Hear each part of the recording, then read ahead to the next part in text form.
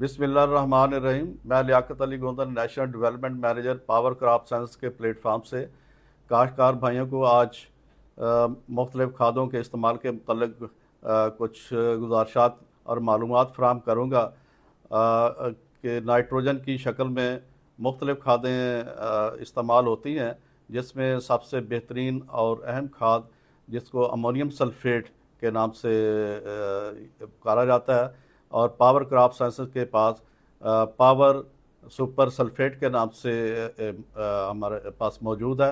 और ये एक ऐसी खाद है कि जिसमें जो नाइट्रोजन के अलावा सल्फ़र भी मौजूद है और ये इसका एक अहम ग़िज़ाई जुज़्व जो है वो खादों में मौजूद है, जिसकी वजह से पौधों में ना सिर्फ उसकी ग़िज़ाई ज़रूरत पूरी होती है बल्कि उसको बहुत सारी जो जड़ की बीमारियां हैं उससे भी महफूज करता है। और ये दीगर नाइट्रोजन खाद जो जितने भी ब्रांड हैं और या दूसरे सूरतों में मौजूद है, उनकी निस्बत ये ना बल्कि ज़ाया नहीं होती, बल्कि 100% जो है वो जो इस्तेमाल कर रहे हैं वो पौधे को मिल रही होती है।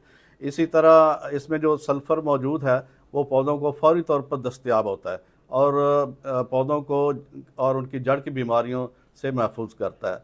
जिस तरह के इस साल बहुत सारे हमारे फार्मर्स ने हमें फ़ीडबैक भी दिया है कि उन्होंने पावर सुपर सल्फेट इस्तेमाल किया और उनकी जो कपास की फसल है वो विल्टिंग और जो मुरझाव है उससे महफूज रही है। तो ये उसकी एक बेहतरीन मिसाल है। इत्तेज़ाबी खाद होने की वजह से ये इसके असरात भी पौधे पर बहुत ज़्यादा मुस्बत होते हैं। तो ये मुख्तलिफ़ फसलात में मुख्तलिफ़ मिक़दार में इस्तेमाल होती है।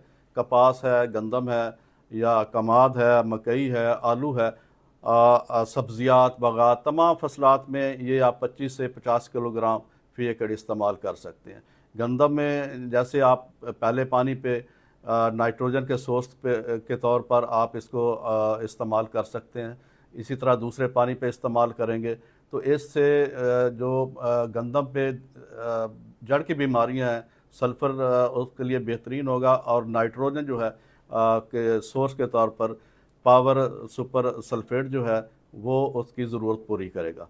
और इसी तरह ये है कि ये सल्फ़र और ना सिर्फ फफूंदकुश है बल्कि ये पौधे की ग़िज़ाई ज़रूरत भी पूरी करता है।